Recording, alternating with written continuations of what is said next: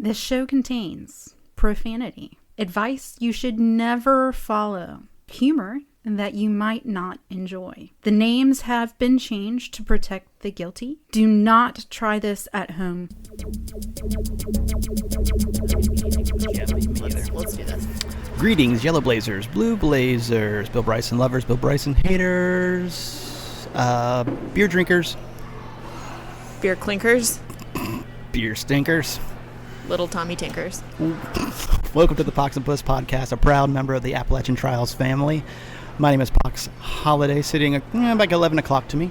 Puss in Boots. And when we come back, we're going to talk about beers you're going to find along the Appalachian Trail in North Carolina. Beer. People who listen to the show will know that last episode, we've taken a little hiatus over the holiday. But people know that the last time we were here, or not here, we've never been here. We've never been here But before. the last time we did a show, I went to a convenience store, and there was a gentleman in there who talked to me about Lil Wayne. Remember that? Yeah. So my wife and I, on the way over here, we stopped at the exact same convenience store, and we got there, and I needed some ice for the beer we're going to drink today. And it was about 11:45, and I walked up and said, "Yeah, I need a bag of ice." And the guy's like, "Oh man, I haven't even unlocked the ice thing today. I wasn't expecting anybody." And I was like, "Well, yeah, I guess you weren't expecting any heathens to come in needing ice this early on a Sunday, were you?" And he said, "I tell you what, I'm more of a heathen than anybody here." So the two voices that you're hearing laughing there are Glenn and Dave. They're the North Carolina beer guys. You can find them at NC Beer Guys, and also ncbeerguys.com. But as you can probably guess from their titles, I don't know what to do, guys. And that's where my brain almost broke in half. As you can tell from the recording, there's popping, cracking. Something was going wrong with my microphone. No, everybody else's was fine.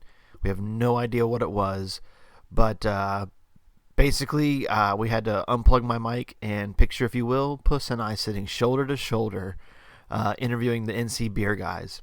Just to set the stage here, we are at the Nanty Greene's Brew Pub in downtown Raleigh.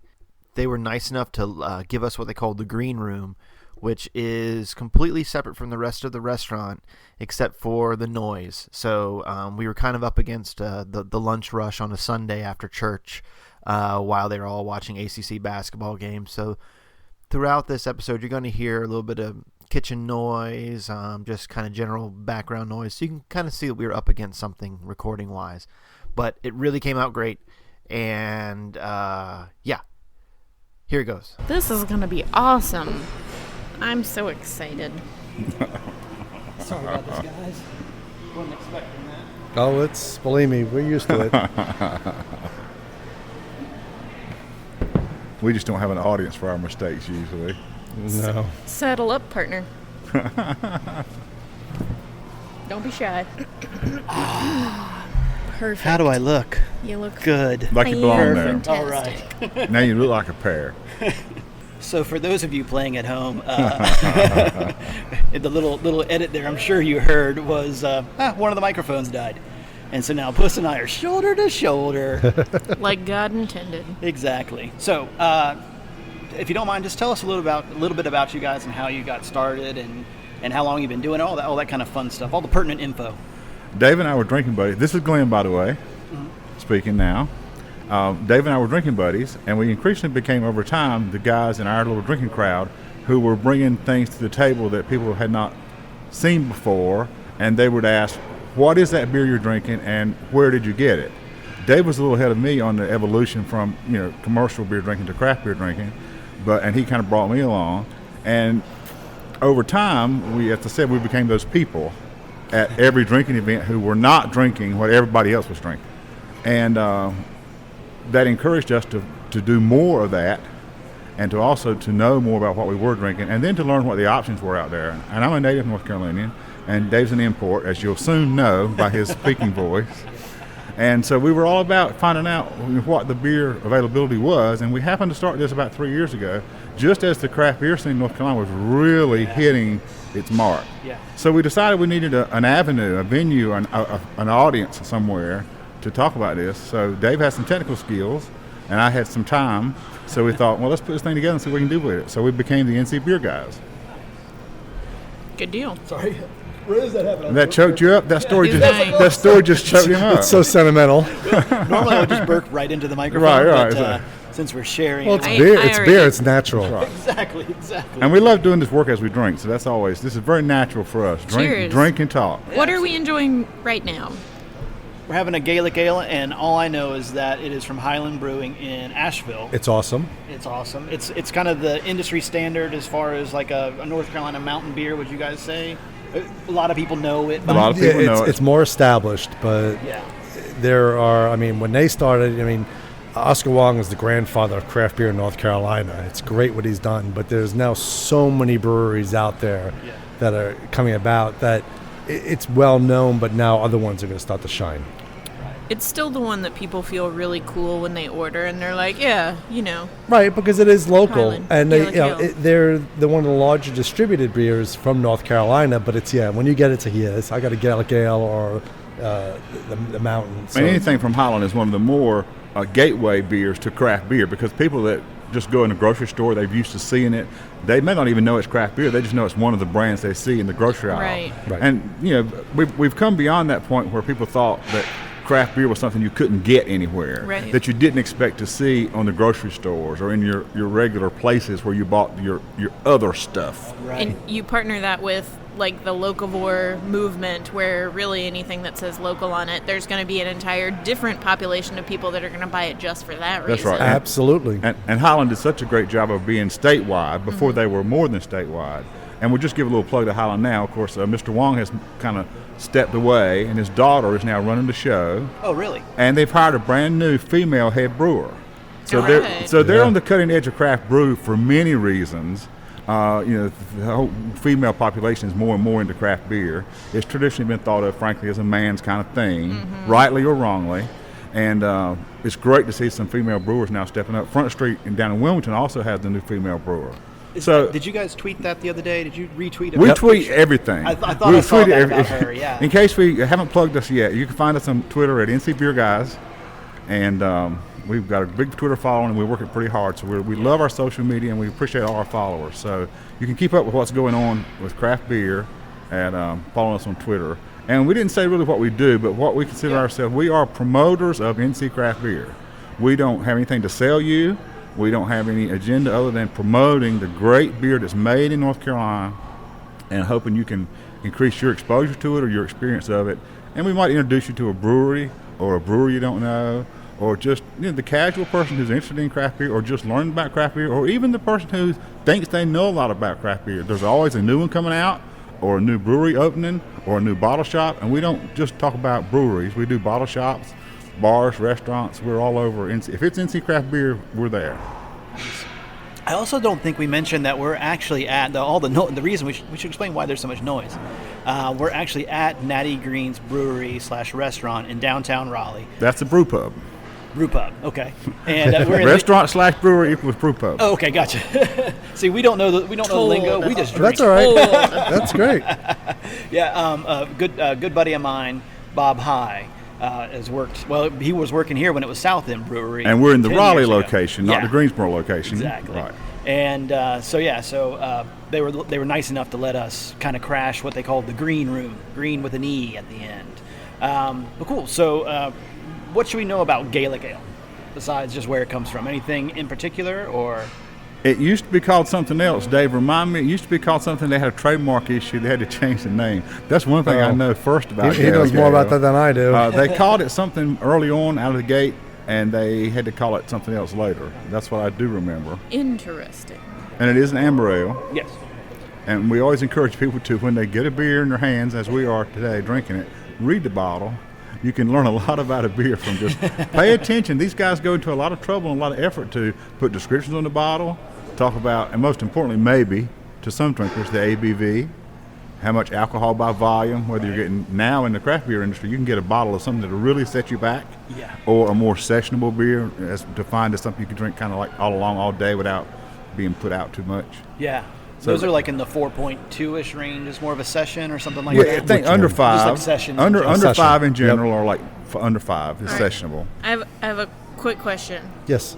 Where on that spectrum does Bell's Two Hearted Ale, which I don't think, where does that fall? Well, no, we're the NC beer guys. No, I know. I know, but the funny thing about that is someone gave me Bell's Too Hearted because it was their favorite. Right. And I'm not putting Bell's down. No. But it wasn't mine. Yeah. So it's sitting in the closet. No. That's totally fine. I only ask because the other day I showed up early to therapy and I was like, so there's next to the building that my therapy is held in, there's like a Good Berries ice cream.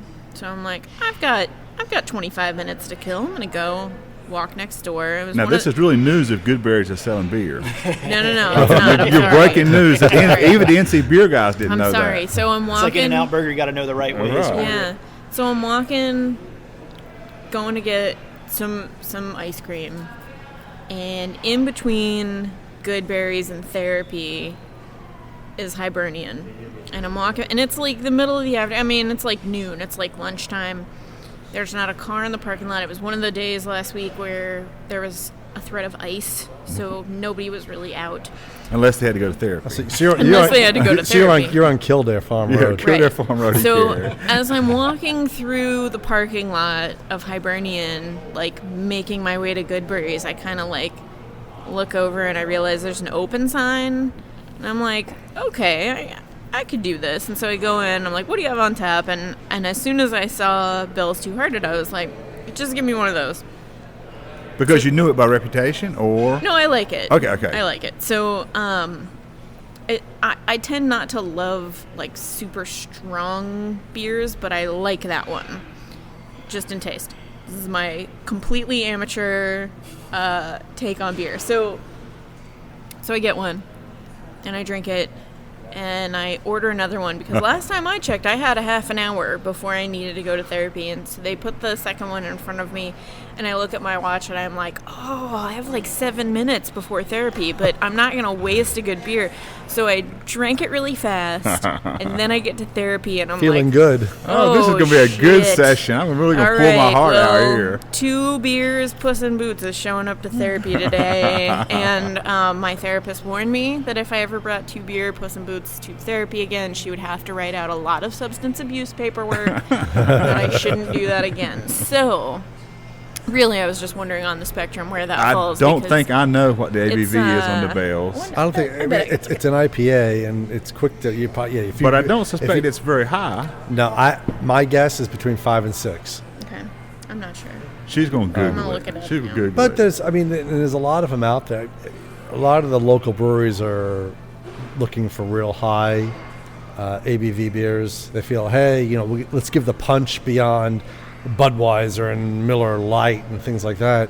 And so they're building the big beers. And now, actually, it's funny. Now we're seeing people coming in and saying, well, listen, what if I took something that's 3% and made it really flavorful? So then at that point, you've got a low ABV beer. You could drink a lot more of it and get all the flavor. It's tougher because it's kind of, honestly, it is watered down in that it's you don't put as much grain into it, so you're not getting as much out of it, but it's less to process. So it's hard to put a ton of flavors into something that has less working for it. Now, random question. Do you guys brew your own beer at home? Yeah. We do. Dave and I are brewers. Dave more than I. I'm more the assistant and Dave's the brewer. But we do brew. We since you don't know and since you asked and we didn't bring it up, we won a Pro-Am competition a couple years back. Oh, nice. Out of Noda Brewing in Charlotte with our Hot Pistol, which is a chocolate raspberry habanero stout. Dang. Whoa. I see, Speaking of a lot of flavor. That's the reaction we get from everybody. And it's about a 7.6% 7.6%. ABV, so it's a little on the heavier side, but not up where the some of my favorites are, like at 10 and 11. But we were very pleased with the hit with that. And Pro-Am is where you get to brew. One of the prizes is you get to brew on their big system. Oh, so cool. so Noda did produce our beer 2 years. for 2 years in a row, and it went to a Denver Rare Beer Festival one year, went to Great American Beer Festival last year, and got real good remarks. So if you're a beer drinker and you used Untapped, if you want to look at the Untapped Hot Pistol, which is Noda's Hot Pistol or Top Pistol, there's, I think, 2 actual entries on Untapped. Yeah. And if you get a chance to drink it, I think Noda, they haven't committed to us on this year for what they'll do with it, but I suspect it'll be out periodically out of Noda, out of Charlotte. Starting like September It's till it's November. more of a fall beer, but that's one of our beers. Oh, wow. And we do some others, and we enter some competitions now and again, and we can't drink all the beer we make because for we drink sure. a lot in our business. I mean, Yeah. the NC beer guys are expected to drink beer when we go in places, so we don't even drink all we make. We give a lot of beer away. Nice. But we do brew. I think if you're really going to be I hesitate to say expert, but if you're going to be knowledgeable about NC beer and put yourself out to talk about it, you almost have to brew, at least occasionally, to know the experience of the brewers and how you have to pour a batch out every now and then. You're going to have some failures, or how the slightest little bit of temperature or oxygen or grain bill changes the flavor palette of the beer. So I think it's only we did that initially. We were going to do that very separately from our NC beer guys work, but in fact it has enhanced our work as the beer guys very much by doing the brew side too. I agree with your if you're gonna talk about it, you should do it kind of thing. Mm-hmm. I feel the same way about people that give 1 stars for podcasts. yeah. It's like try it, Try doing it and sing and then think again about what you just gave me. And now you guys have a video podcast. Do you also do audio? We don't do. I didn't think so. I we thought don't. it was just on we YouTube. only have guests for audio podcasts. We've done several of these little guest sessions. Each week, we sit down in Dave's kitchen and drink a beer, an NC beer, and talk about it. We don't call it a beer review. We promote beer, and we decided some time ago, after we first got started, that we would not rate beers in the sense of you can't really call yourself promotion of NC beer if you're going down a beer or talk trash about a beer or talk about how it doesn't suit your palate, because everybody has a different flavor palate profile. I don't happen to be a hophead. You said you didn't really care about the strong beers, but there's plenty of beer to drink that fits everybody's palate. So each week we put a video up on our website, ncbeerguys.com, and it's also hosted through YouTube, where we talk about a beer.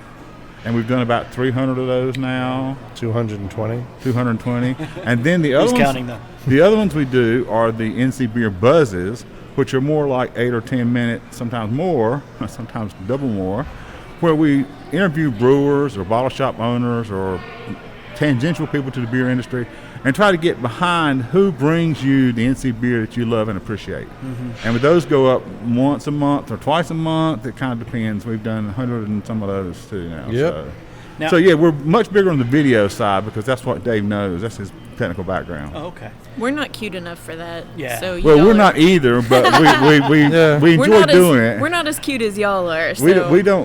We pull it off, and we have very much success with it. So we're very satisfied. Yeah, you guys have close to like 6,000 followers on Twitter. I We've believe. got 63. 63. Oh, dang. 6,300 now. Yep. But again, Yeah. who's counting? That's right. We count this very carefully. We love our followers. You guys only have about 6,000 more than us. And we have a Facebook page, which we don't actually do as much on Facebook. All our videos go up on Facebook, and we're not quite as interactive on Facebook. Mostly it's our website, ncbeerguys.com, and through YouTube, and then our Twitter page.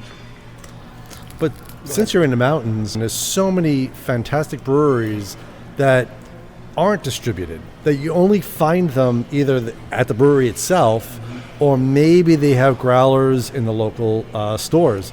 But that's why we get out there and we let people know about them.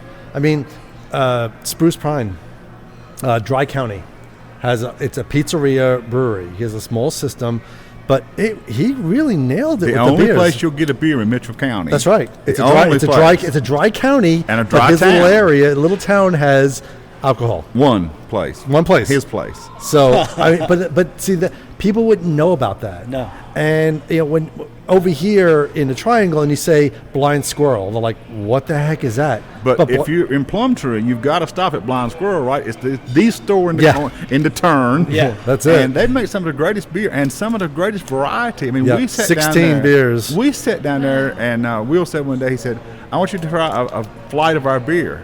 And we were eating. They have great food there too. and he put 12 or 15, 16 beers in front of us. That's it. I'm like, do you realize I have to drive? That's right. We had to get out of there. But the mountains particularly, I mean, elsewhere in the state too, but particularly from Asheville to Boone and out and about around that area, there's always, you're not far off the trail from a brewery that you need to sit down and experience, because you won't find their beer, even on draft, at many places or in a bottle shop. Well, and how I found out about you guys was, I believe, Glenn, it was you and was it you and your wife that went to Nantahala Brewing? We were actually, I was gambling at Cherokee at Harrah's. Yeah. And part of the deal was my wife said she wasn't going to spend 3 days in Harrah's. Yeah. So, of course, I saw an opportunity. I had never been to Nantahala. So we took a day's trip out to Bryson City, and she and my sister went shopping, and my brother-in-law and I did the brewery, and then they joined us later. But that was just a great experience in Nantahala. Yeah. That was great. Actually, the next beer I have for us. All right. Great. We're ready. In your outings at Nantahala, did you learn what Nantahala is Cherokee for? No, I'm afraid I drank the beer. Land of the noonday sun. Land Oh, of the really? noonday Yes. sun. Okay. Put that in your back pocket if you're ever on Jeopardy.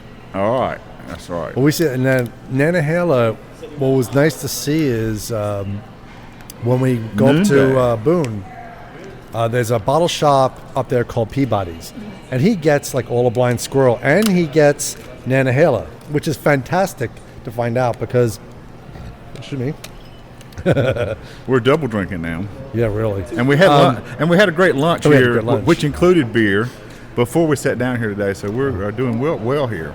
I get such a rush finding about the breweries, finding about the brewers and the stuff that they put out, and that's why we feel we're the voice, because people don't know about these things. Well, it's just like Heiselmansion, which you mentioned off mic earlier. Oh, amazing. Who knows about those little breweries in Silva, Dillsboro, Waynesville? I mean, the little places that are, unless you get out there and experience it. So we think that's our mission, kind of to bring the gospel of NC beer to the masses. Amen. In one way to say it. Amen. Right. Yep. Well, let me ask you a question. As we're trying our second beer here, I used to work for a coffee company, a specialty coffee company. and Love a coffee porter. Every Friday we would have a cupping or a tasting, Okay. and they call it cupping in that industry. And the way that it would work, cup the grapes, and they would have 3 glasses in front of you, and one glass would have just the dry coffee ground, and then the next one would have the dry coffee, but then they would pour hot water into it, and as you poured that, the grounds kind of form almost a head, like a beer would have, Okay. on top. And you would basically, first you would smell the dry coffee, then you would smell what I can't remember what it's called, but whenever they pour hot water into that, you don't break that head, it just sticks there. You smell that, and then you write down what it smells like to you. Like a lot of them are tomato kind of based things. That's just some weird thing that coffee has a tomato kind of smell. Does it to really? Yeah.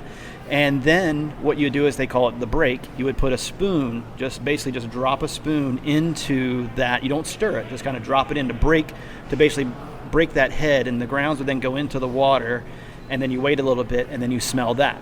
And so then you write down what it smells like then. And then we would all sit down in front of a 10-foot long whiteboard, and everybody would go. Let's say we had 3 different coffees to try. They don't tell us ahead of time what they are. You just go through and boom, boom, boom, say what they smell like, and then blah, blah, blah, blah, blah, blah. And so is there, and then of course I've never done a wine tasting, but everybody's seen one in the movies or on TV. What is a beer tasting like? Basically, Is it just what we're doing right now? yeah, No, there's a more formal. Okay. basically, what we say about beer, you don't have to be a judge to do this. I mean, that's the best part of craft beer is what they're putting into it. So when you get a beer, and you've seen like even brew dogs, when at the end of the show they tell you how to drink a craft beer, which is you put up and you smell it and see what you get out of it. And Well, of course, but first you look at it. well, look at the color. You want to see, because a beer, and that's why we always say drink a beer in a glass where you can see the beer, Not the bottle. not the bottle, because it makes a difference. You need to see what you're drinking, because the first impression of a beer is by color and effervescence and head retention, and those things are visual cues as to where you're headed.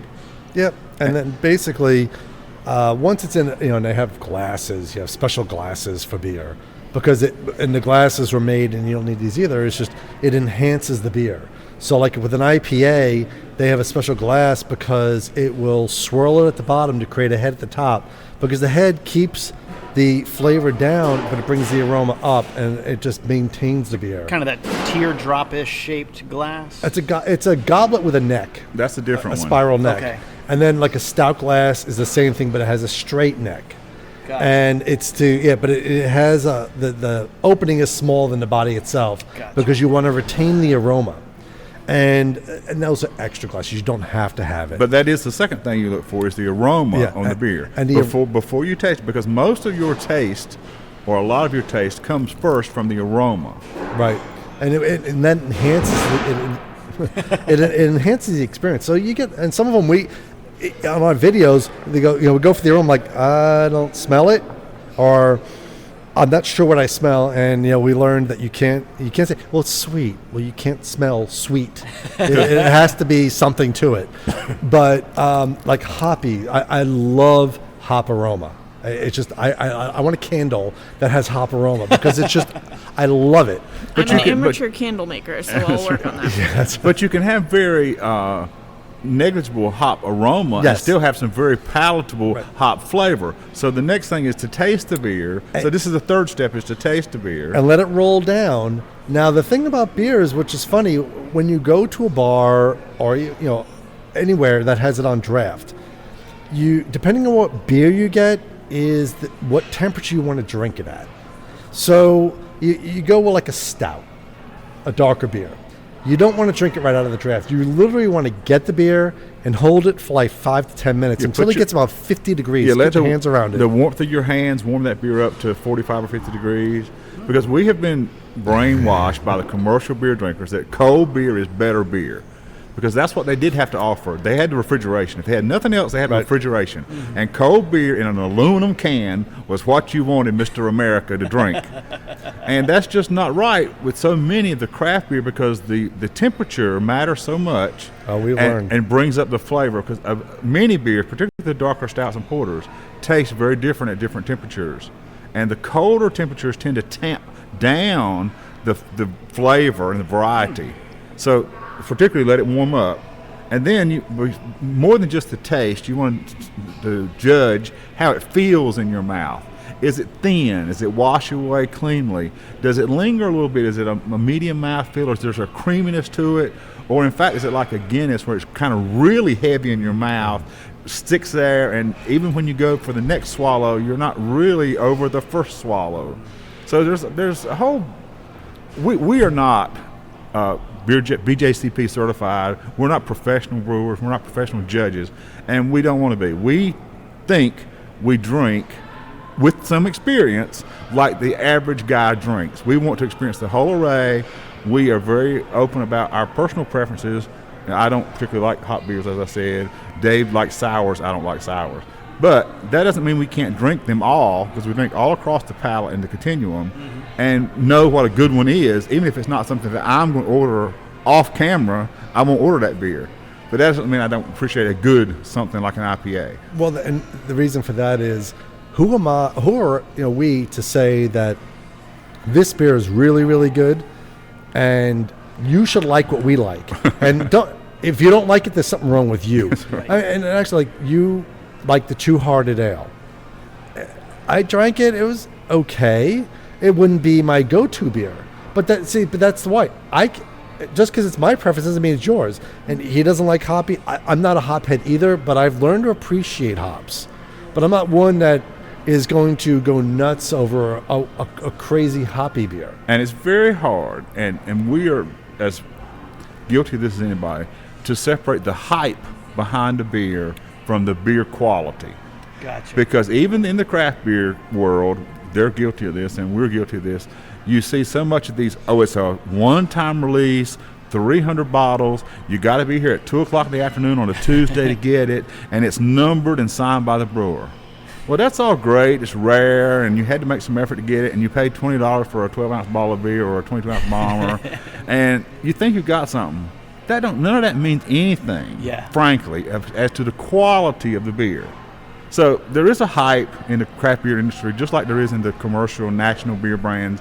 But if you're going to be serious about drinking craft beer, you need to separate some of that pure manufactured hype from your personal preferences, and you need to know what you like, and that'll guide you more than anything as to when you go into a bar and can't find beers that you know or haven't been sold on. My style is this, so I'll start there. And know what you like, and that's how you're going to experience it. And then we encourage always for you to try things that you don't know about, but we all need a go-to that we know we like when you get stuck in a place that doesn't have your brand. What would you say is the most, you guys talked about the one place in Mitchell County that has beer. What do you think in Western North Carolina is one of the most off the beaten track breweries or beers you're going to find up there? Off the beat. Well, one that's way out of the way is Boondocks in West Jefferson. So they're about a half hour, 45 minutes out of Boone, and it's a brew pub. He's got a restaurant, so it's great food, and he's on a small system. He's growing to a larger system, but he's got one or two of his own beers on draft, and then 16 of everybody else. And it's Gary Brown, and I said he's got the eye of the tiger, because here's a guy that I don't care. I have my beer, but I respect everyone else's, and I'll showcase everyone else's before, in addition to mine. Some places, now they're getting into the brewers are doing guest taps, but you get a lot of them that go, no, I don't want them to drink their beer and then be afraid of drinking mine. I don't want to. I'm like, you shouldn't have that. It shouldn't be that way. It's a cooperative, and honestly, breweries. It's not 100%. Breweries are not a business like any other business. There's competition with places, but breweries collaborate. Breweries work together. There is very much a beer community. Yeah. And that's what's nice about it. And there's so many small ones. Now you've got, Beach Mountain at the top of Beach Mountain. And they're going to be in cahoots with Blind Squirrel. And now there's Fatty Matty. See, I know it. Yeah. Sugar Mountain. Out of Sugar Mountain. Small brewery. And we saw them at the High Country Beer Festival, which is a fantastic festival. In Boone. Yep. And they brought their beer out, and it was really good. I was so impressed, and we're waiting for them to open. And there's a lot of these small breweries that you won't know about it. Lost Province in downtown Boone is a pizzeria. They don't distribute, so unless you go to Lost Province, you're not going to get it. Yeah. Flat Top in Banner Elk is going to grow eventually. They're going to start canning. Unless you go to Banner Elk, you're really not going to know about them. And then, of course, Blowing Rock, who started off going statewide, and now they're getting into their own. They got a larger brewing facility, and they are truly brewing in North Carolina, and they've got a lot of good beers. And people, it's like when you see something, try it. You don't know you don't like it until you get in your hands. You're like, yeah, I'm never drinking this again. Or that you're like, wow, this is really cool. And that's what we learned about with all the different beer styles, and even that's become skewed because there are what they call the quote BJCP brewing styles. What does that stand for? Brewers. God, this is pretty bad that I don't know that. Justice Corporation. It's Brewers Judges Certification Program. Okay, there you go. BJCP. BJCP. Yeah. Okay, so they've come up with what they call the different brewing styles, and there are the purists that say a Kulsch is a Kulsch, and a lager. It's got to be certain things. Yeah, a certain color, certain ABV, all these different things, and you're in the mode. But now everybody's skewing styles because they want to be creative, and they're like, we don't care about what they were. Let's take what we had and enhance it. So now, honestly, we just kind of did a collaborative with a hoppy triple. Well, and traditionally, triples aren't supposed to be virtually any hops to speak of, but certainly not that the taste comes through. Yeah, triple is a very basic, very easy recipe style. Very bare bones. But very high ABV and very sweet and very different than what most people have drank. So now people are doing hoppy triples, and they're making crossover styles to be different, to be creative, to find weird and adding anything you could possibly add to beer. Like Fonda Flora at the Sierra Nevada Beer Camp brought in a carrot IPA. And I'm like, wow. And Wicked Weed. One of my favorite beers from them is called Cool Cumber. It's a cucumber beer. Weird. And you think that sounds like... It sounds weird, but they took the sweetness out of a cucumber. And it is cucumber. Now, there's no doubt what you're drinking when you drink that beer. But it's light, it's refreshing, amazing. It's a summer kind of thing. Yep.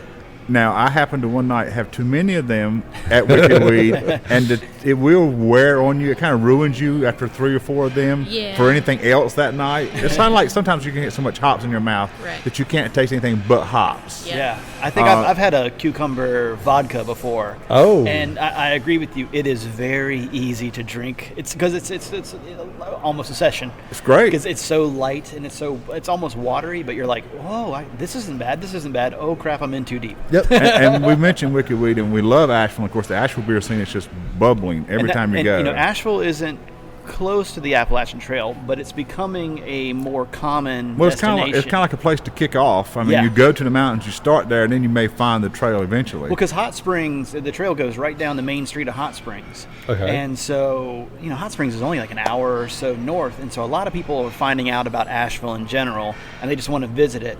And so, yes, I mean, I know when I talk with you guys and I talk with Bob, the one that kept coming up is, what is the Wedge? Wedge. A wedge. Which now, that's another one that you only find their beer there. At the Wedge. Right. They don't even have their beer around Asheville anywhere on any accounts. As far as I know, the Wedge is only at the Wedge. And they're low key.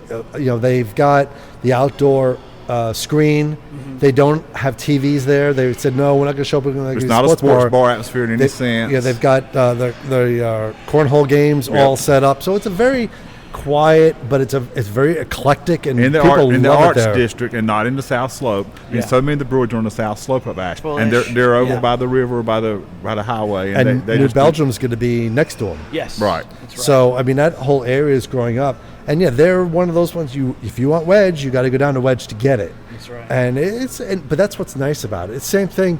Twin Leaf is in the middle of Asheville on what they call the South Slope, but it's we're looking for it to call the Brewery Slope because there's so many, but they don't distribute. If you want Twin Leaf, you got to go to Twin Leaf, and one of them was a rosemary IPA. Oh wow! Now for me, when they put an IPA on it, a lot of times you lose what the flavor is going to be. I've had a chocolate IPA. I'm like, I'm not getting chocolate. If you tell me it's going to be there, I want to taste it. Yeah.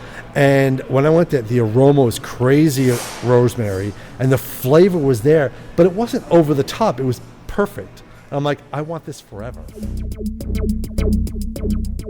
And one of the things we would suggest, on our website, we have a map of all the breweries in North Carolina. Nice. And they're all pegged out with if you click on each of the little pegs, it'll open up the basic information about the website and the brewery.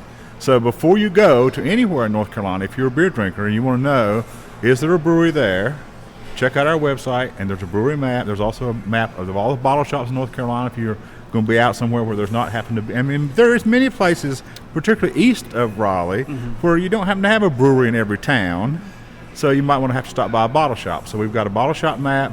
We've also got a map of all the coming soons, so that you'll know in the next 6 months or a year, or we don't know exactly when sometimes, but there is a brewery planned for instance, Greenville. Yeah. There's not one now, but if you go down east and you go into Greenville, there's going to be a brewery at some point. So we hope our website is very useful, not just for promotion of beer, of specific beers, but for informational purposes too. So check out our website if you get a chance. That's awesome. One of the big things with us dealing with backpackers and hikers and things like that are beers in cans. Yep. And so, Man, that was a big no-no for craft beer for so long. For a long time, yeah. I mean, so you guys were backpacking with, I guess, the commercial brands. Mostly. Right, yeah, you have a Natty Light or something like that. That's right, but people now are realizing that the canned product is fine for craft beer, and they've improved the packaging. And cans are convenient. They're recyclable, they're smashable. They're not heavy, and they're allowable. And they're allowable. The state parks do not allow bottles, right? So you can get the cans in there. But who wants to backpack with bottles or bombers in their back? Oh my God! You did not open that. That is so awesome. Okay. What's he? Oh, yeah, we're going He- to. you Mama's scared Little him. Yellow Pills. You Oh, really well, scared him. He was like, Oh, no, is no, it no, not, no, is no, it no. bad? I don't know. No. We're moving on our drinking progression That here. Oscar We're Blues, now Mama's going- Little Yellow Pills. And for those of you who don't particularly know NC beer, Oscar Blues was traditionally a Colorado product, and Oscar Blues has now got a great facility in Brevard. in Brevard, and Yep. they happen to brew many of their flagship Oh, my God. brands. Thank you. And if you want to look on that can, does it say brewed in Brevard? Yeah. It does, right on the can. That is what we'd Dave love and to I, see. just as they had just started opening and hadn't been open long, Dave and I were in Boston for a beer bloggers convention. That was a great thing to do. And we were in this little restaurant next door drinking a beer, and we ordered Mama's Yellow Pills just because it was Oscar Blues. And we got the can at our table that said made in Brevard, and couldn't have made an NC beer blogger any happier than to find in Boston a made in Brevard beer. That's right. And that was just great. So cheers. We've all got a glass here of this. Here's So this can, yep. this is great This is NC beer. Yeah, this is a wonderful beer. And another one, see, I love when they beer on nitro. Right. And one of them, I mean, like my crazy favorite is out of Lab in Asheville because they had a raspberry porter on nitro. And you got, with a nitro, you get a show because when you pour it in and it just moves around and you get the show beforehand and then you drink it and it's so creamy and so smooth. Well, now Oscar Blues has the Old Chub on nitro in a can. In a can. Oh, really? On nitro Oh, in a can. Oh, and And you think what we thought, it just can't be the same experience as the draft on nitro. It's Right. awesome. But that bottle, that can, when you open it and pour it. Now you got to pour it. Don't drink it out of the Pour it can. fast. That defeats the whole purpose. Pour it fast in a nice big glass, and you'll just have the whole nitro experience just off the draft. You get the show and the creaminess and the flavor. It's they've nailed the process down. The first time I ever had a beer on nitro was actually on Pearl Street in Boulder. And I believe it was an IPA on nitro. Ooh. And like what they're talking about the show, it looks like you're pouring a Guinness. It has that that just kind of downward and upward Yes. kind of motion. Yep. Right. But you're looking at a clear beer. And you can see all the life in that beer. Yeah, and it was just amazing. Now, also, I think my wife and I have been there for about like an hour and a half, and we come from about 3,000 feet to there. And so, boy, oh boy, I did not need that second one. The funny thing is when you talk about hiking, and what we found out, a lot of the breweries, and this is probably not just North Carolina, but all over the place, a lot of the breweries have run clubs. They have bike clubs. Yeah. So basically they start there and they'll go out and do a 5-minute run, and then they come back and you have your beer. And then you read, because beer's got, it's better than Gatorade because you got all the nutrients and everything else. I love it when people say that. Right. It's like, justify it. And so you're like, well, with Drinking a vitamin. With hiking, you wonder that you go hiking on the mountains, and then you finally get to your destination, and there's a brewery, hopefully within range that you can get to, that you go, okay, I'm going to settle down and have a good beer. If that's what you guys do. Oh, yeah. Oh. Absolutely, yeah. Turn Okay. to the mic. Yeah. Thank you. When you Absolutely. can. I'm just used to having it right here in my face. But yeah, no, absolutely. That's what we do. Okay. Yeah. I think hiking and there's a huge culture with drinking and cycling. Yes. A lot of bikers will, Yep. mountain bikers, road bikers, or whatever. They'll sometimes ride to a brewery or something like that. But it is great to see craft beer, and frankly beer in general, as to appreciate it now for something besides it's got some healthy benefits to it, and realize there's some benefits to drinking beer that may not come even from water. There are nutrients and good things about beer drinking too. And to see active people, it's just not your old man with all the big beer belly at home drinking on the couch and never gets off the couch. Right. So it's a great association for craft beer drinkers to be in a more active crowd, the young crowd. The young people are finding craft beer. That's who drinks craft beer. So it's all great. It's a great movement. What are some other North Carolina beers in a can you might find? Well, you got enjoy? A and B. Almost everybody's, in the mountains, you're right, A and B. Wonderful. Appalachian Mountain Brewery and Boom, A and B. Right. And They're starting to can products. Well, they can. And just to do a quick aside to them, they're doing ciders. Oh, yeah, that's another thing. We're just starting to get into cider. We're starting to get into ciders because breweries were looking for a gluten-free option. But if you're going to brew gluten-free, you need a whole separate system. to brew because you cannot mix. And there's some argument that is gluten-free beer really beer anyway. But I mean, there are people that claim this is a gluten-free beer. Is gluten-free bread really bread? Exactly right. That's the kind of thing. So now you have so A and B was thinking about that, and they went, why put all the effort into do gluten-free beer when they went into cideries? So they have a whole separate facility to do cideries, and I fell in love with it. I had their Mystic Dragon, and I'm like, I want that badly as soon as they open. But they're, going back to the brewery, they started getting into canning now. And as I said, brewers are now realizing that cans, they're better to store in cans because of the stackability, and that, you can go to the state parks, you can go to the beaches with cans. Asheville Brewing Company, ABC, does can a product. Yep, they do. Asheville. I actually have Shiva here. If we I saw that. So, yeah. I just had that Love Ninja. Oh yeah. I actually almost picked that Which one is up instead of Ninja Porter for Valentine's, and Ninja Porter Ginger Man. Ninja Bread Man. Ninja Bread Man was the Christmas Ninja Porter.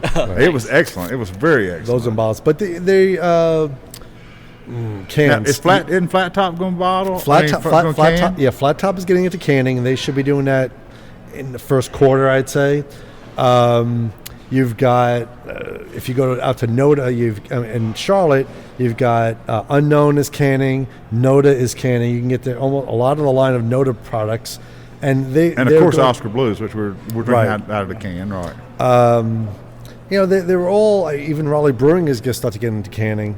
So they're all getting into that mode of canning. And actually what they're doing is if they don't have a canning line, they hire a company that comes in, they pull up, they give them all the kegs, they can it. Mobile canning. Yeah, and then they give them the cans and they're done. The truck backs up to the door and they just... By the end of the day, they got cans. Beer goes in and can come out. Cool. Right. This might be a question you guys might not know, but is there a difference between old school cans and what craft beer cans are, or is it the lining? Basically, the cans have evolved. They have a lining in it now that won't dissolve away because the other ones are just cans with aluminum, and then after a while you get that flavor into it. And the original beef with craft beer in a can was it picked up the tinniness or the aluminumness, the metallicness of the can. That's why, when you're in college and you're drinking terrible beer, you're like, it tastes like pennies. I don't know why. Yeah, that's right. And that's it. Right. So now they actually have. I mean, I've said, I've tasted one of the local, one of the newer beers in a can, and I go, it kind of tasted wrong. It had a metal flavor, and they go, well, that's impossible because it's actually lined, and that lining will not break down. But then the thing with craft beer is it doesn't have some beers do not have a long shelf life. Now with canning, they say like stouts and porters,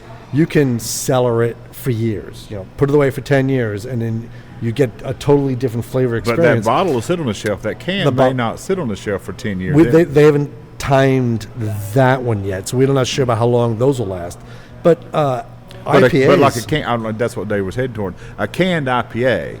Just because you have in a can, and it may be good in that can for 2 years or more, no, that IPA is not going to hold up the hoppiness of that IPA. It's not going to be so sweet. be 3 careful, months. be a little bit educated about your canned beer drink or your beer drinking. And frankly, a bottled IPA doesn't hold up more than that either. I mean, so know something about your drinking. And a lot of the breweries now are going to Best Buy canning dates. So you can look at the can or the bottle and say it was brewed on date, should tell you something, or used by Best Buy. Those do mean something with craft beer. Well, even this one, the Gallic Ale that we had, they actually Highland filled 11/19 of 14. Right. So you know that this thing was filled on November 19th. So you have an idea. Now it's a Gallic Ale. It has a little bit longer shelf life than an IPA, but not a lot. It's not one that you can cellar. It's not going to be like a porter or stout, which you can use. There are certain beers that you drink what we call verticals of, which means like Mother Earth down in Kinston does the Silent Night every Christmas. And one of the things they do is every Christmas they let you on tap, if you're in Kinston, drink a vertical of 5 years of worth. So you'll go back and drink the 2011, 12, 13, 14, 15, because they do slightly change that beer over the years. And also, as it ages, it changes itself. Oh, wow. And so that's a great way, if you're really into beer, to judge the evolution of a beer. If you can drink a 5-year-old product and still enjoy it and appreciate it and compare it to what came out yesterday. But you're not going to drink a 5-year-old IPA. Well, you don't want to, or I mean, it might be very drinkable, but it won't be what it was intended to be. It's not that it's gone bad. It's just not going to be the same. Well, the hops will not last. Right. The hops do not have a shelf life. Yeah, it may be bad. It may not, I mean, Yeah. It may be it won't bad. hurt you. I mean, it won't be. You know, Oh no, Right. we've brewed an IPA, and yeah, after 6 months, just There don't. was nothing to Just it. don't. I ordered a beer in Mexico one time, and when they opened it and I poured it into my glass. There you go. At least There you you knew go. the glass. When I poured it into my glass, it was like pouring maple syrup, and I was like, "Yeah, I don't think I'm gonna." Wow. probably really? not. Yeah. Wow. Glug, glug. Yeah. It didn't even glug. It was just like dump, Splooge. dump. Yeah, exactly. Yeah, I think I wouldn't have wanted that one. Yeah. Pass on that one. I just pushed it away. Do you guys, just off subject, are you guys outdoorsy? Have you been outdoorsy at all? And We go to a hikers? lot of beer festivals outdoors. There you go, perfect. Counts. Totally Yes. counts. Yeah, no, I mean, I was saying that for my last time I hiked, it was more in Brevard, and I was doing all the fall. I was what I call waterfalling. Nice. Yeah. So we were hiking to all the falls in Brevard. Yeah. You know, triple falls, doing the Hunter Games thing. Yeah, oh yeah, oh yeah. But it was still hiking, Yeah. and then doing Mount Mitchell.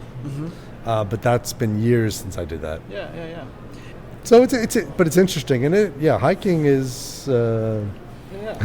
You need a beer after you're done with that. Yeah, absolutely, absolutely. So when I was 13 years old, my first time on the Appalachian Trail, I was with a group of kids, and we did a 50-mile section that I ended up doing in 1.5 days when I was on trail in 2009. But one day we stopped for lunch, and we we had a group of 10 people, so we would sort of find a nice clearing that we could all pull off the trail and not be in anybody's way.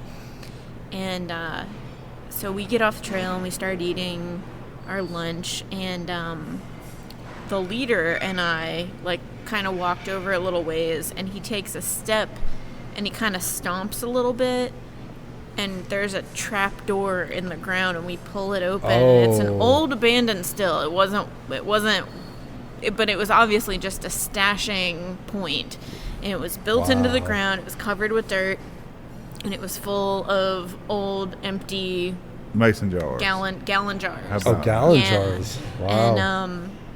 And my leader looked, and I was 13 years old. I had no idea what it was. I was just like, why are there all these bottles in the ground? And he was like, I'm taking one of these home. And he lashed this bottle to the back of his packet. This was day 2 of a whole week, and he carried a giant glass bottle for the rest of the hike because he was like, this is North Carolina nostalgia. I'm taking That's it right. home with me. Authentic.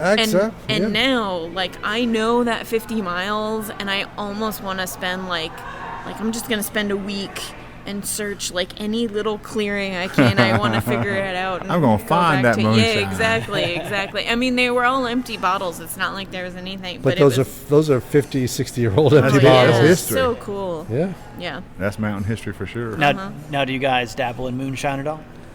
I know you're not the We've- moonshine. I- We've no, not, I don't- I- we've not done any distilling. I actually looked into it to figure out how to do it, but I was like, okay, I don't have the engineering skills to put all this together. And we're very busy now keeping the wives under understanding that we work every weekend drinking beer, and it is work. Yeah, Beer is work. Yeah. So I don't think adding to distilling to brewing and to doing our NC beer I, stuff. I thought about it, but it was I just actually had moonshine that came from South Carolina, and I had plain moonshine, and when I took a sip, they go, oh, it's smooth, and then they get to back your throat, you're like, oh, okay, I know it's there. You get that alcohol burn, because it's not like beer. Yeah, no, not at all. I actually just stopped shy of bringing some, but I got it from Tennessee, so I didn't want to impose on you guys. Oh, I would have loved to try it. I mean, it was apple pie. It's an apple flavor. It was from South Carolina. It was an apple pie one. Yeah. And it was very creamy, but it was creamy up front. And it had a great aroma to it. But then, bam, it's going to hit you by surprise. Yeah. So, I mean, unlike a mullet, it's a party up front and business in the back. that's what a good way to look at it. But it was actually, it's interesting. I mean, and see, the thing about How long should we be waiting to use that line? Yeah, really. That's pretty good. It just came to me. She's These right on her things. feet. When we talk about when you mentioned about at the beginning local, and then that has all these things, local coffee, and then now local beer, and then local distilleries are now becoming a big thing, like Topo having theirs. Top of the hill in Chapel Hill. Right. So a lot of these things are becoming local, and then the same thing with the ciders. There's 11 cideries in North Carolina, and there's probably going to be more because it's growing. But the apples, I mean, that's where it comes from. When you're the apple state like we are, that's very natural. Why not do something with them, make cider out of it? So, but moonshine. I know there's It's kind of always been local, hasn't it? Actually, it's been more local. And there's I haven't been to it, but there's the place on 70 Moonrunners that sells flavored moonshine. It's a nightclub, but it's becoming a thing now because it's local. Yeah. But moonshine, and it's funny when I had it, they go, "Oh, this isn't real moonshine. This is the production moonshine. If you had the real stuff, it would melt your mouth." Yeah, that's the thing for us. Paying attention to the Appalachian Trail, we're on Instagram, Twitter, Facebook, all that stuff. And when a lot of people that are hiking the entire Appalachian Trail are called Thru-Hikers, and when they get to Newfound Gap, which is basically the halfway point of the Great Smoky Mountains where 441 comes over right there, they have a choice of going down into Cherokee, not really much of a reason to go down there, or go down to Gatlinburg. Okay. And so a lot of them go to Gatlinburg, and down in Gatlinburg there's the Old Smoky Mountain moonshine, and it's just like you said, it's production moonshine. Like you can get it with cherries already in it and all that stuff. And so they all put pictures up of themselves like, we're drinking moonshine. I'm like, you're not drinking moonshine until you're scared until you get it home. That's right. Yeah, that's right. But, if you're just gonna walk in and buy and go, yeah, I got it. That's not it's the not same. quite the same. I've actually what I've done before is I've have it in a mason jar, and then I've had some production moonshine, and I have the jar in the car. Like no, I just put it into a mason jar to make it look like that. It's really this from Gatlinburg. That's right. See, that's what amazes me because we're about North Carolina beer, and this is a Meritzen, Dave. A Meritzen. Mm-hmm. Okay, so that's the only thing. That's more of an October beer. It's a Rausch beer too. Oh, it's a Rausch beer. It says both. It's got So it's a smoky. This is all Oktoberfest. written. This is all written in some language that I can't read. But that's the two words I recognize. Really? See, it's a smoky Meritzen, which is Weihenstefeiner. Oh, it's a Helles. Oh yeah, that's what I'm talking about, yo. See, You were talking about being up at higher altitudes and drinking beer. I did a study abroad in like extreme northern Italy, so like way up in the Alps. Okay. And there was a gondola tram that would go up to like the very top of like the highest mountain nearby. And when we were broke, there was like the local beer was called Forst, which was delicious, but it was basically like the Budweiser of the area. Right. You can get it everywhere. And so if we were broke, for us as students, we could ride the tram for free. And so we would ride the air tram up and drink 2 beers up there and then ride it back down because it had the same effect as drinking a whole bunch at where we were staying. And so that was our cheater when we were college students, broke college students. This brewery that I'm reading the bottle of was established in 1330. See, that's why. Well, this one is Atal 1330. This is a Dunkler Doppelbock, and this is all German. But it's weird. This is Dunkel. But it's funny because it's in German and it's also in French, because it's store dark and keep cool, and it says cool and dunkel lagern, nicht childen, conserve un lagen fresco un asciutto. So it's in multiple languages, but it's Helles. And then a Doppelbock. Wow, he hit you with a treat. And then that one. You got great beer here. Yeah, I mean, well, and to me, when I look for beers that are purely from Europe, is because to me, you're getting what was known as the pure styles. You know, they didn't cross over. They weren't exploded or anything like that. And, you know, when you get a Trappist ale or when you're going to get a pure triple that doesn't have anything. Pilsner, you need to know what the benchmark styles are. Right. I mean, Dave mentioned earlier that we're bastardizing a lot of the styles now because people are going to all the extremes and adding flavors and blending styles. But if you really want to know what it started off as, a triple or a Pilsner in the purest form is, you often do have to go back to Europe to look if you don't want a commercial something that you think is a Pilsner. Is to go back to the most... the Rausch beer. The Rausch beer. The first one, that would be Dave's. Yeah, let's try that. That one is...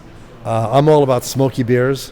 One of my favorite beers of all time is Thornfield's Inn from Mystery Brewing, because it's not... You get some beers that add smokiness to it, but it becomes over the top. And it's like, really, I get the smokiness, but you kind of like... We do need it's almost a cigarette. But... They have a beautiful blend. The problem with Mystery is they believe in... The problem with Mystery. I hope Eric hears this. Yeah, the problem with Mystery... The problem with Mystery, Mr. Eric, is that they only do seasonal beers.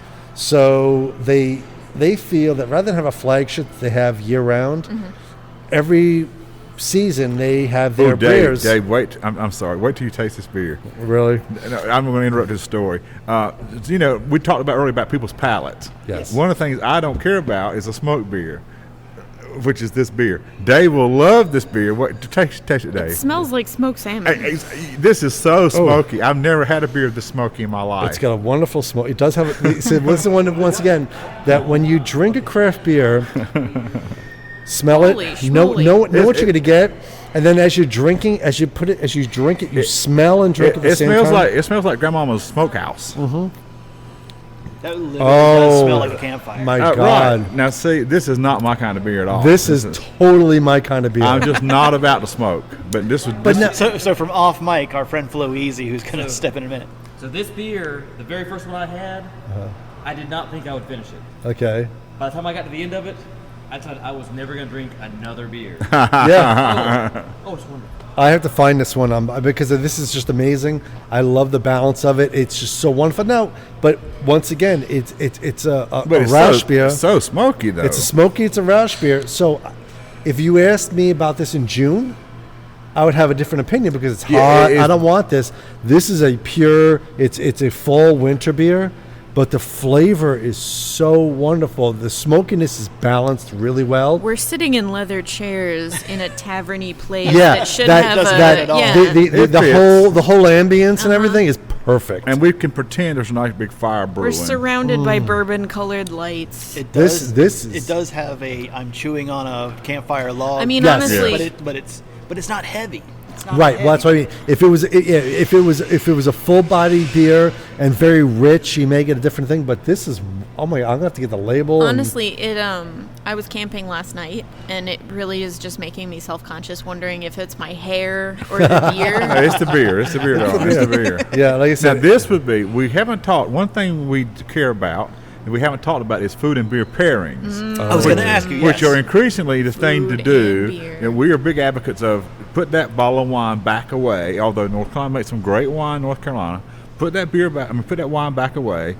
And when you next think about a nice, fancy gourmet meal that you want to pair with some alcohol, look at the beer options that pair, because beer, unlike, in my opinion, wine, which has a wide palate, but not as wide as beer. I mean, how many smoked wines are going to get? But think about this: either cooking with it, like this over a beef roast in a crock pot, macaroni and cheese, or this paired with some macaroni and cheese. Talking my language. And you can really pair up some beers. And one of the things we one of the organizations we work with is the competition down in NC. Got to be NC competition down to the agriculture department. Yeah. Where we go every night. Or we help them pair beers every night with their food selections. They have all North Carolina products, and it's an Iron Chef kind of competition where they blind ingredient chef competes. But we always help them feature beers, and people need to start thinking about drinking beer as not just a separate entity from your meal. We still in America don't really think about drinking beer and eating at the same time. Yeah. It's not very much like they do in Europe, where that's what they drink with their meal. We still drink the sweet tea and then go get a beer after dinner. Yeah. But think about drinking the beer and pairing it with what you're eating, and it can enhance both the beer and the food. Oh, it's if you get the right matches, I call it palate euphoria, where they don't compete. Yeah. where you have such an amazing balance that it's like I just don't want to stop eating this. One of my favorites is an IPA of nondescript. Okay. A nondescript IPA and a cheeseburger. Right. That's just one of those. That's different because depending on the cheese. Now, Dave would That's go true, with yeah. something darker. I would Dave go. would You guys go- are professionals. I know, I'm just saying. No, My but palate's it weird. works for everybody. Works for everybody. It's whatever you feel like. I mean, like last night, I had meatloaf, and I'm like, well, what am I? Normally I would put At a very nice Southern-themed food restaurant. but it's like, what would I put with it? Yeah, I would think with ground beef something. It'd be a stout or a porter, but I'm like, that may be a little bit too strong. So I actually put a brown ale because the meatloaf was flavorful, but not very. It wasn't over the top, which is what I would expect. So the brown ale matched. Oh yeah, the brown ale matched perfectly with that. But normally you said with red meat, you'd go with a stout or a porter because of the richness of the beer matching up with the richness of the meat. I mean, I had a beautiful stout with a prime rib, and when you took a bite of the beef and then you had a sip of the beer, it melted in your mouth. It just went together so well. So that's what I look for. And then one of the ones that I was like amazed with, I was up in Boston and it was macaroni and cheese, their 4-cheese blend, and had a brown ale, and I was like, this is perfect. I was literally in euphoria saying, this is an amazing pairing. And I was frustrated because the place didn't say, have this beer with this macaroni and cheese. Right. And I'm like, this is what would sell beer more and also sell you macaroni and cheese because the two together would be even better than the two separate entities.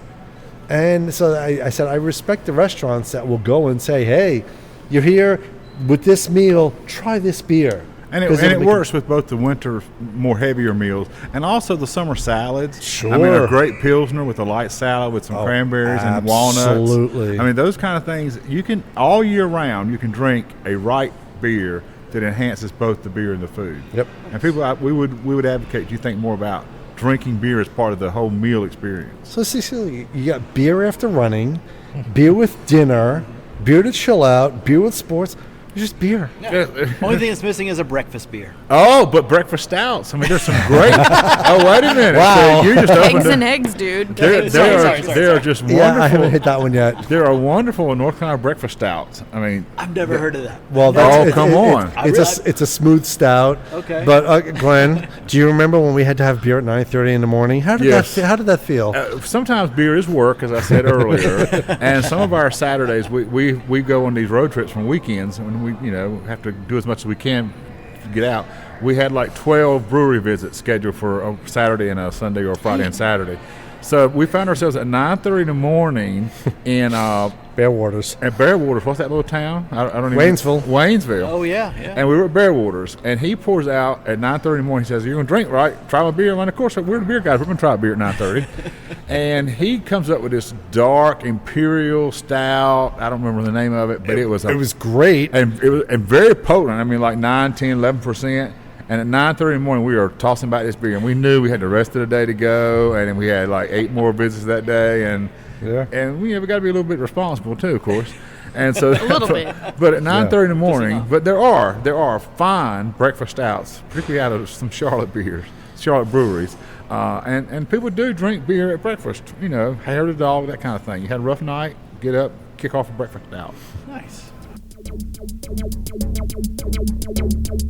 Oh yeah. So I know for up where I am, you can find. What were you drinking earlier? You had I had the Buckshot, which Nanty is one of Greene's my. Buckshot. It's one of my all-time favorites because it's so smooth and it's got a little bit of a sweetness to it, but it's so easy to drink, and I love it to death. And I had 2 of the Old Brown Town Ales. Yep. Old Town Brown. Old Town Brown. And I think they're great with meals. I like that brownness. What's the one that comes in the green label? I'm blinking out. The Southern Pale. Southern Pale. Southern Pale. And the Freedom is great. Yeah. And of course, it's not too far removed from the holidays. We love their Red Nose at Christmas. Okay, cool. Yeah. So that's a great beer. So they have, and it's great because they're widely distributed, and so you can get them around the state a lot. I mean, as you're saying, you're from the mountains, so you get it over there. You get them where I so live, it's wonderful because they accommodate all the seasons, and whatever style you're looking for, you pretty much can find it with Nanty Greene's. And that is with their flagship, and they brew seasonals. And if you get a chance to be in Greensboro, Raleigh, they have a lot of draft beer that you may not get in the bottles on the shelf. Right. Nanty Greene's a great place We do so appreciate you inviting us in. This has been great. It's been great to drink beer on Sunday afternoon. Absolutely, perfect. We had like a brew pub to ourselves. That's right. Yep. All the chairs were up and all the tables were around us. We had a great lunch before we started taping. It was great.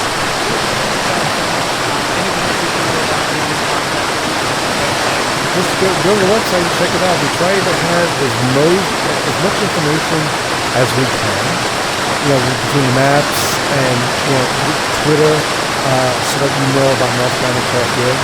NCBeerGuys.com, NCBeerGuys, Google Plus, Twitter. And also we have, I try to keep up with, but I know as quickly as I keep up with the time of date, but we do have a beer directory of all the beers in North Carolina. Now, when they do one-offs, I can't put that on there. But if it's a standing flagship beer it's up out there. of a brewery, you can search by style, Yeah. or by brewery if you want to know just what Nanty Greene's put out, for instance, or if you want to search all the brown ales. Dave has it so you can sort it. He has lots of skills we use, and we put them all to maximum use. Sure. So, But it's there, but again, it's all to learn about North Carolina beer. Cool. We good? Yep. Guys, cool. Thank you guys so much. Oh, anytime. That was great. Cool. We still have a whole lot of beer left over, so let's start drinking. Okay. All right. Cool. Thank you guys. That was great. Oh, oh my God. Well, so he's he's retired, and they said. So you think that went all right, really? Oh, I think it went good. It went great. Good. Absolutely. Yeah. I seriously love this beer. Oh my No, I God. seriously didn't. Awesome. As always, you can find us at Pox and Puss on Twitter, at Pox and Puss on Instagram. Do us a favor, visit our page on AppalachianTrails.com. I'll scroll almost all the way to the bottom. We're just above the PCT section. You can find every one of our past episodes. You can find us on Etsy. Our Dino Chase shirts are there. I think we're on Pinterest. And yeah, thanks to the NC Beer guys. Thanks to Bob High and Dave over at Nanty Greene's in Raleigh. Next time we're going to talk to our friend Flo Easy. Okay, have a good few weeks. See you in a little bit. No wonder it's not working. It's a Dell.